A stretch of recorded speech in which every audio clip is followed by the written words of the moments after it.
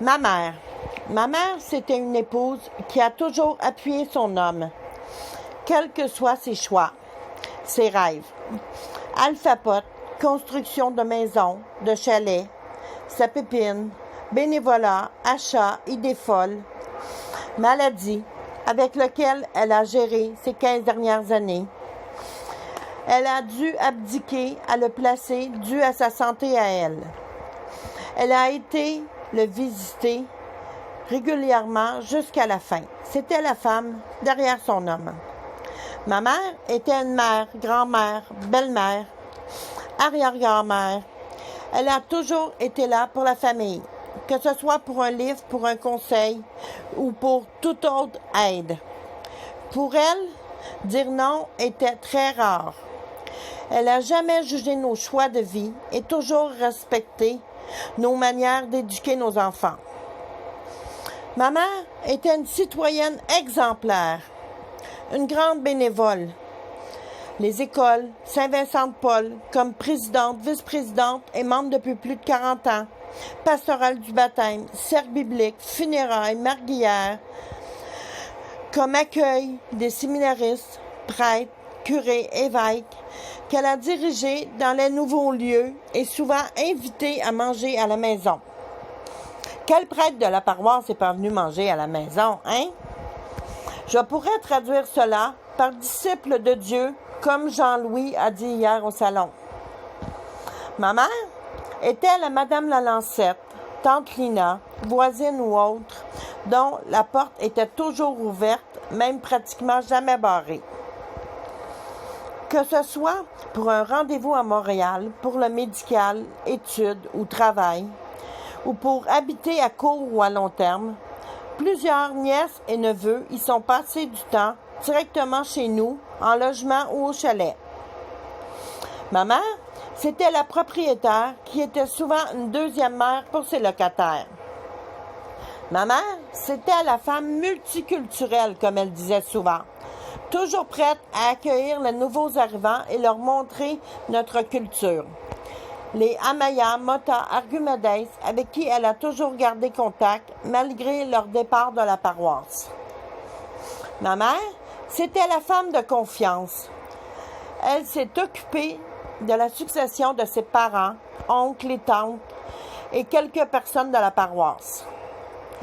Ma mère a découvert les voyages vers 50 ans, avec son voyage en Terre Sainte, avec Rémi, son frère et sa mère, où elle a rencontré le pape Jean-Paul II.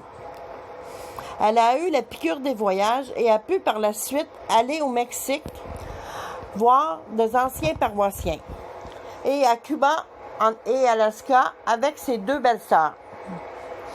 Ma mère, c'était la grand-maman cool qui savait parler aux jeunes dehors de l'église, qui faisait de la planche à roulettes pour qu'ils se sentent importants et coopèrent pendant la messe.